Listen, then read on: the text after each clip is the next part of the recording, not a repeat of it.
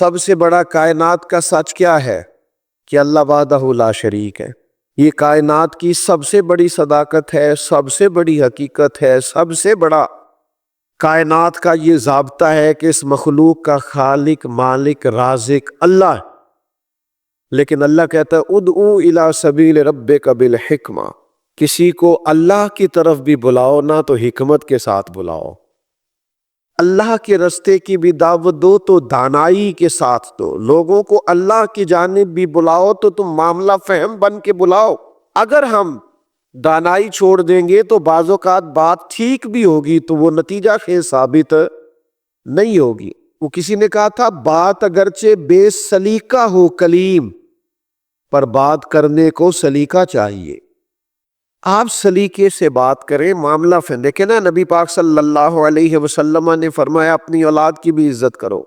حضور کے مناسب میں سے ہے دانائی سکھانا، اپنی اولاد کو بھی اکرام سے پکارو، آپ ان کا نام بھی اچھے لہجے سے پکاریں، ان کے لیے بھی آپ کے لب و لہجے میں مٹھاس ہونی چاہیے۔ لیکن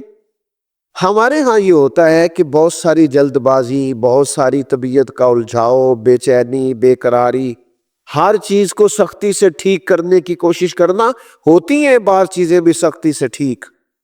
لیکن ساری چیزیں سختی سے ٹھیک نہیں ہوتی۔ آپ نہایت معاملہ فہمی کے ساتھ، نہایت تدبر کے ساتھ، حضور لوگوں کو دین کی طرف بلاتے تو بڑے کمال انداز میں سرکار دعوت دیتے،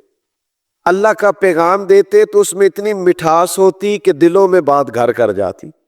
کچھ لوگ کہتے ہیں جی، وہ ان کا اپنا فلسفہ ہے، کہتے ہیں جی میں چونکہ سچا ہوں اس لیے کڑوا ہوں، میں چونکہ سچ بولتا ہوں تو سچ کڑوا ہوتا ہے تو لہذا اس لیے میں لوگوں کو اچھا نہیں لگتا۔ تو میں ان سے کہا کرتا ہوں بھائی سچ نہیں کڑوا، آپ کا لہجہ کڑوا ہے۔ کائنات میں سب سے زیادہ سچ مدینے والے محبوب نے بولا ہے، اور اتنا میٹھا کر کے بولا ہے، اتنا پیارا کر کے بولا ہے کہ حضور سچ بولتے جاتے تھے اور سچ دلوں میں اترتا چلا جاتا تھا۔ سچ بولے لیکن خوبصورتی سے، لیکن محبت سے، لیکن دانائی سے۔ یعنی ایک صحابی آئے تو ان کے چہرے پہ بڑا جلال تھا اور ان کے لہجے میں بڑا غصہ تھا، اور وہ بڑے بے چین اور بڑے بے قرار تھے کہ یا رسول اللہ میں ان مشرکین کو چھوڑوں گا نہیں۔ حضور نے فرمایا کیا ہوا؟ یا رسول اللہ وہ آپ کا نام بگاڑ بگاڑ کے لیتے، وہ بگاڑ کے نام لیتے ہیں اس لیے کہ وہ کہتے ہیں اگر ہم محمد مان لیں تو محمد صلی اللہ تعالی علیہ وسلم کا تو مان ہے جس کی بار بار تعریف کی جائے، تو وہ نام بگاڑ کے لیتے ہیں اور نام بگاڑ بگاڑ کے آپ کو برا بھلا کہتے ہیں۔ تو سرکار مسکرائے، فرمایا پتہ نہیں وہ کس کو برا بھلا کہتے ہیں، پتہ نہیں وہ کس کا نام بگاڑتے ہیں، مجھے تو اللہ نے محمد بنا کے بھیجا ہے۔ ہمارے ضمیر جاگ گئے ہیں، پتہ ہمیں چل گیا ہے کہ حال نہ جمہوریت، نہ ڈکٹیٹرشپ، نہ صدارتی نظام، نہ فلانا نظام، پتہ ہمیں چل گیا ہے کہ جینے کی طرف دیکھ نہ مرنے کی طرف دیکھ، جب چوٹ لگے دل پر تو مدینے کی طرف دیکھ۔ پتہ ہمیں چل گیا ہے کہ نجات حضور کے قدموں میں ہے، سمجھ ہمیں آ گئی ہے کہ نجات نبی پاک کے قدموں میں ہے، لیکن ہم پتہ کیا کرتے ہیں، ہم نہ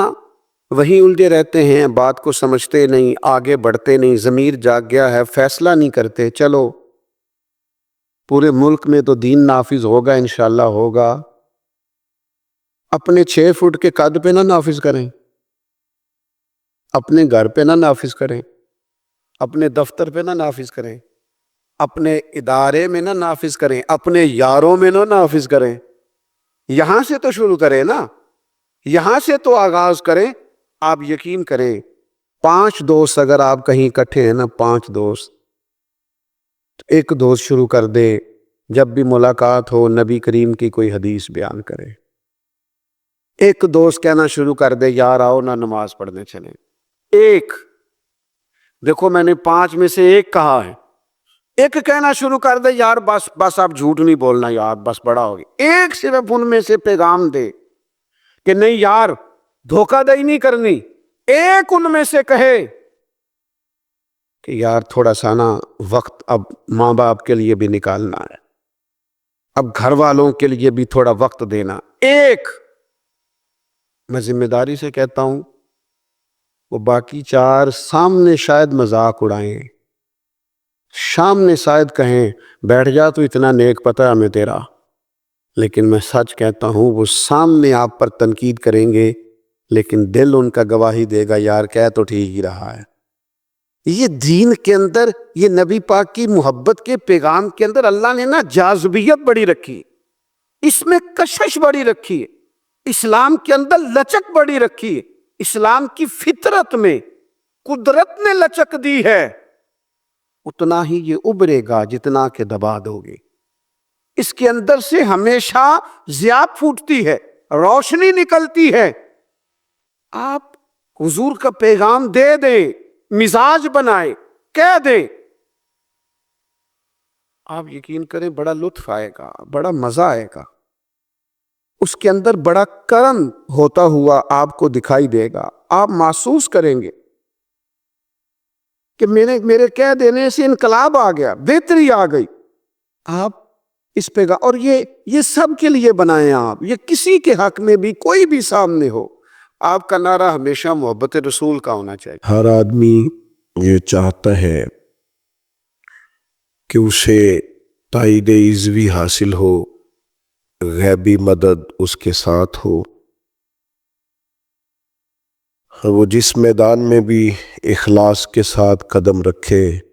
اللہ تعالیٰ کی خاص مدد اس کا بازو تھامے اور اسے کامیابی ملے۔ بہت سارے کامیاب لوگوں کو دیکھ کر بھی انسان کو یہ خواہش پیدا ہوتی ہے کہ مجھے بھی اللہ تعالیٰ کامیاب زندگی عطا کرے اور میں بھی کچھ کر جاؤں۔ کیا نسخہ ہے اللہ کی مدد حاصل کرنے کا، اور کیا صورت ہے تائید غیبی پانے کی؟ اور بظاہر جو لوگ ہمیں بہت زیادہ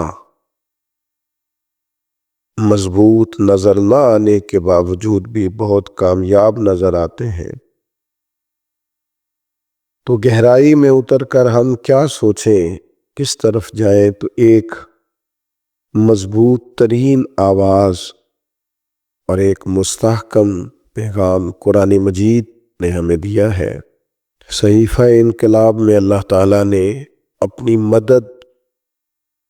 نازل کرنے کا اور اپنی غیبی تائید دینے کا جو وعدہ ارشاد فرمایا ہے، تو بس ایک شرط کے ساتھ اس کا بیان فرما دیا ہے۔ فرمایا یا ایھا الذین آمنوا ان تنصروا اللہ ینصرکم، اے ایمان والو اگر تم اللہ کے دین کی مدد کرو گے تو اللہ تمہاری مدد فرمائے گا، وَيُثَبِّتْ أَقْدَامَكُمْ، اور تمہارے قدم جما دے گا، تمہارے لیے مضبوطیاں اللہ تعالیٰ پیدا فرما دے گا۔ شرط ایک ہی ہے کہ اگر تم اللہ کے دین کی مدد کرو، صرف اپنی مدد نہ کرو، اپنے معاشی مسائل کے حل کے لیے اور اپنی ذاتی شہرت اور عزت کے لیے، اور دین کا نام لے کر اپنے ذاتی قد کو اونچا کرنے کی معاذ اللہ کوشش نہ کرو۔ ان تنصروا اللہ، اگر تم اللہ کے دین کی مدد کرو